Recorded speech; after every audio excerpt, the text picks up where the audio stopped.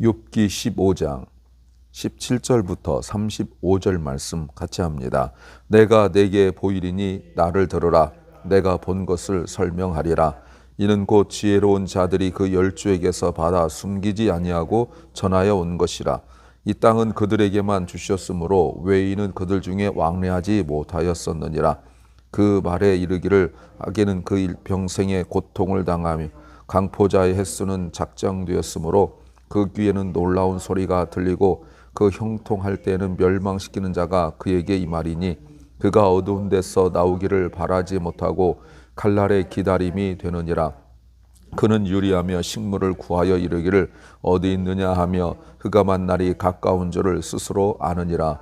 환난과 고통이 그를 두렵게 하며 싸움을 준비한 왕처럼 그를 쳐서 이기리니 이는 그 손을 들어 하나님을 대적하며 교만하여 전능자를 배반함이니라. 그는 목을 굳게 하고 그 얼굴에는 살이 찌고 허리에는 기름이 엉기었고 그는 황무한 성읍 사람이 살지 아니하는 집 돌무더기가 될 곳에 거였음이니라. 그는 부유하지 못하고 재산이 항상 있지 못하여 그 산업이 땅에서 증식하지 못할 것이며 그가 만대를 떠나지 못하리니 불꽃이 그 가지를 말릴 것이라. 하나님의 입김에 그가 떠나리라. 그는 스스로 속아 허망한 것을 믿지 말 것은 허망한 것이 그의 보응이 될 것임이니라. 그의 날이 이르기 전에 그 일이 이룰 것인즉 그 가지가 푸르지 못하리니 포도 열매가 익기 전에 떨어짐 같고 감람꽃이 곧 떨어짐 같으리라. 사곡한 무리는 결실이 없고 뇌물을 받는 자의 장막은 불탈 것이라. 그들은 악한 생각을 베고 불의를 낳으며 마음의 괴요를 예비한다 하였느니라. 아멘. 14장까지 욥과 세 친구의 이야기가 하나의 그 구주가 끝나고 단락이 끝나고 15장부터 21장까지가 새로운 이야기입니다. 그래서 욥의 친구들이 이야기하고 욥이 변론하는 그 구조의 첫 시작이 15장입니다. 엘리바스가 15장에서 이야기하고요. 그리고 16장 이렇게 두 장에 걸쳐서 이야기합니다. 오늘은 엘리바스가 말하는 것이 악인의 삶에 대한 고대 전통적 지혜가 있고 욥이 지금 겪고 있는 그 고난이 악의 결말과 같다라고 말하고 있는 내용입니다. 설교 제목은 미리 답을 정하면 나만 옳은 줄 안다. 미리 답을 정하면 나만 옳은 줄 안다. 제목입니다. 한국에서 답정너 이런 이야기를 하고 있는 거죠. 그러면 내가 옳은 줄 알기 때문에 강요하고 고집 부리고 그리고 상대방을 수리하지 않습니다. 어떤 모습일까요? 첫째는 나만 아는 것처럼 말한다. 이런 겁니다. 17절이 굉장히 중요한데요. 앞의 내용과 연결시켜서 내가 내게 보이리니 나를 들으라. 내가 본 것을 설명하리라. 이 말이 뭐냐면 listen to me. 내 말 들어. 이렇게 말합니다. 왜 이 말 하죠? 왜냐하면 15장이 그렇게 시작해요. 욥이 앞에서 14장까지 이야기할 때 잘못을 인정하지 않고 있는 거예요. 그래서 어제 본문에서는 무슨 말을 하고 있냐면 어른이 하는 말을 듣지 않으려 한다는 말입니다. 이미 엘리바스가 자신에 대하여 그런 말해요. 나는 나이를 먹었다. 너보다 나이 먹었다. 너보다 늙었다. 그런 말 계속 합니다.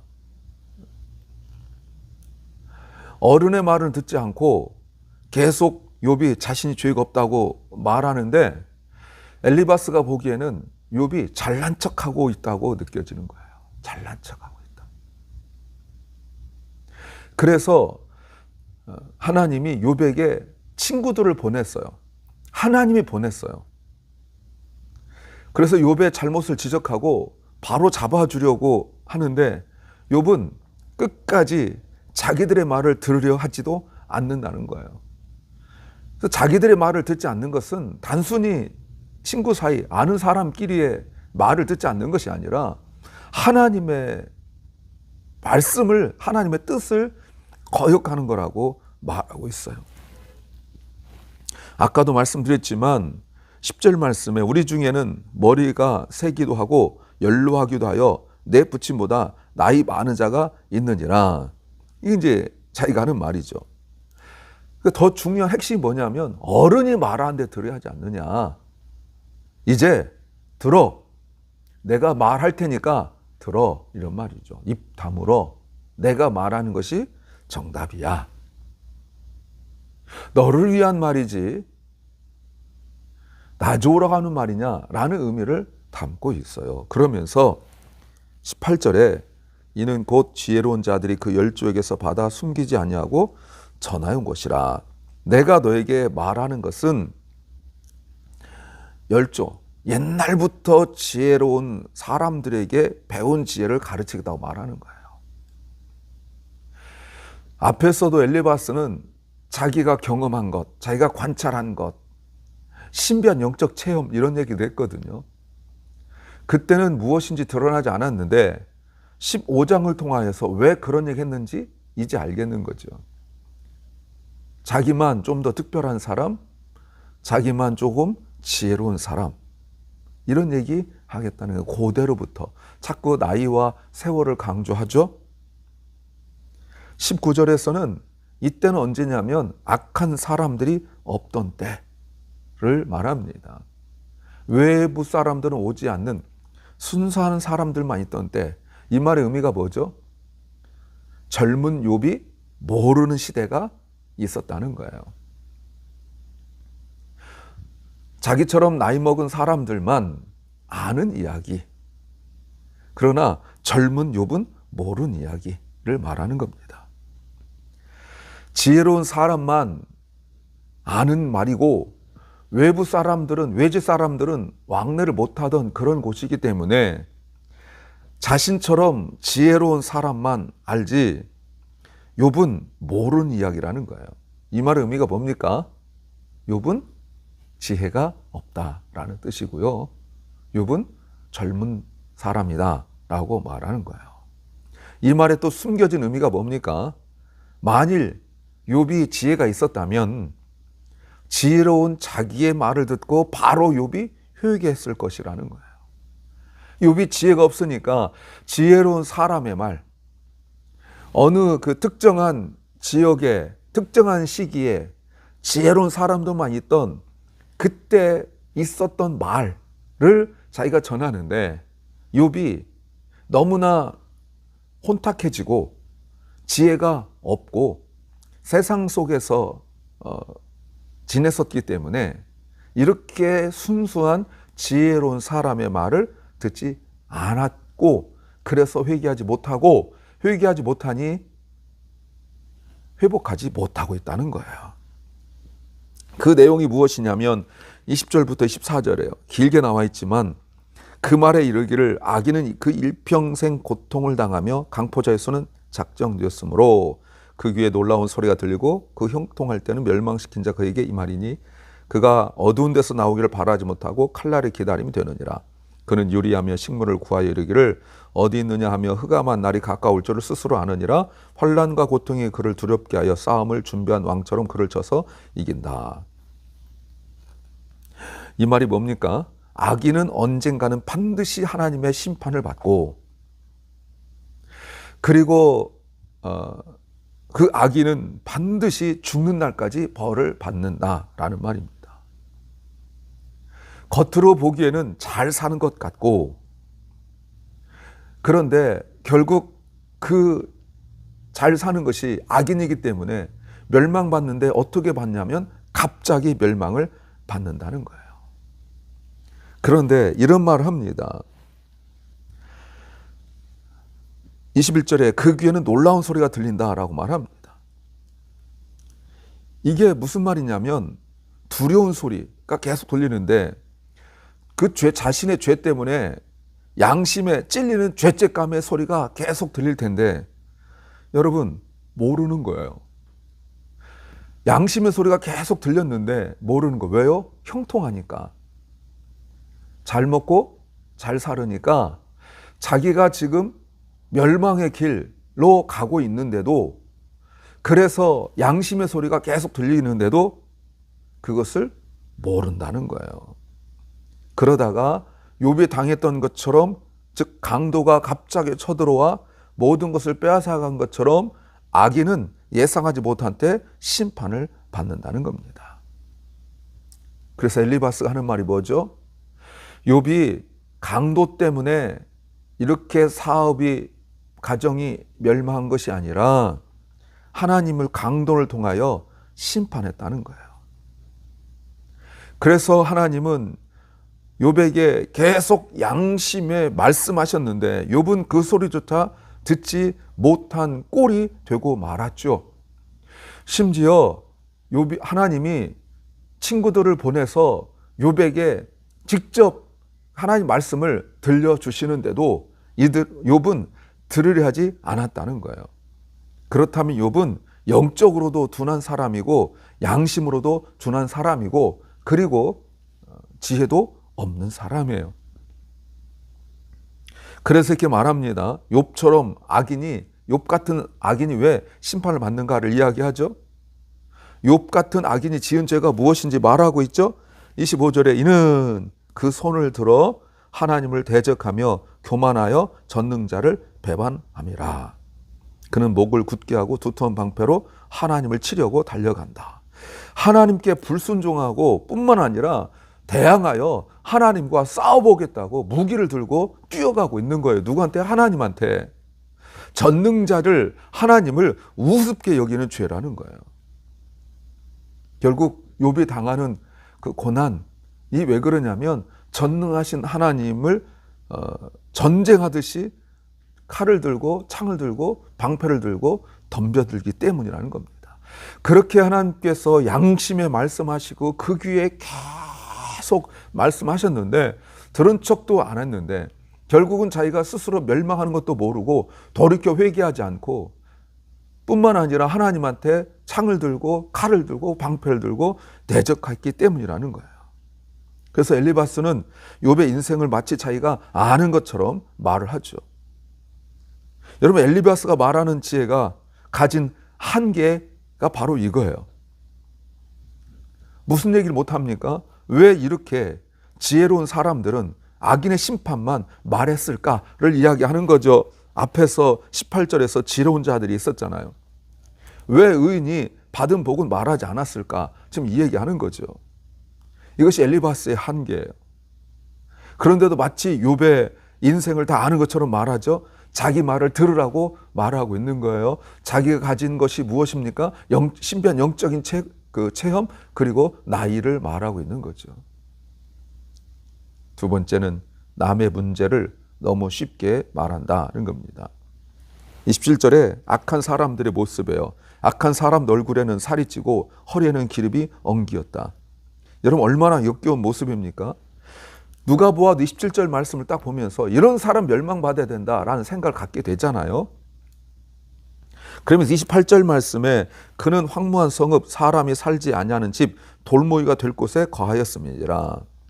여러분, 이것은 두 가지로 해석되어져요. 하나는 좋은 집에서 이렇게 살 것이다 라는 해석도 되어지고, 또 하나는 다 멸망당하고 빼앗겨서 아무것도 없게 될 것이다 라고 볼 수 있어요. 근데 이 말을 조금 더 문맥으로 본다면 악한 사람은 27절에 살만 두룩두룩 찌고 얼굴에 우리 표현으로 개기름 흐른다고 그러잖아요. 기름이 흐르고 이런 모습이죠. 그런데 지금 그 사는 집이 어마어마하게 큰데 그 땅이 프라포티가 어마어마하게 큰데 왜 이렇게 크냐면 다른 사람들의 집과 재산을 빼앗아 가지고 자기 집 주변에 살지 못하게 만든 거예요. 그래서 자기 집 그 울타리를 너무너무 크게 만든 거죠. 아무도 자기 집 근처에 못 살고 주변에 같이 사는 걸 원하지 않아요.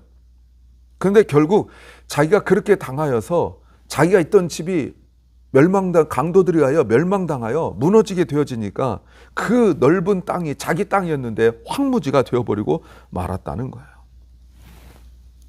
또 받는 고난이 27구절에 그는 부유하지 못하고 재산이 항상 있지 못하며 그 사람이 땅에서 증식하지 못할 것이다. 아무리 악한 짓을 하며 재산을 늘려 해도, 그러더니 30절, 흑암한 데를 떠나지 못하리니 불꽃이 그 가지를 말릴 것이라 하나님의 입김이 그를 떠나리라. 멸망받으면 벗어날 수 없으며 불이 그들이 가진 모든 것들을 다 태워 버릴 거라는 겁니다. 하나님이 보호하시지 않는데요. 그리고 하는 말이 32절이에요.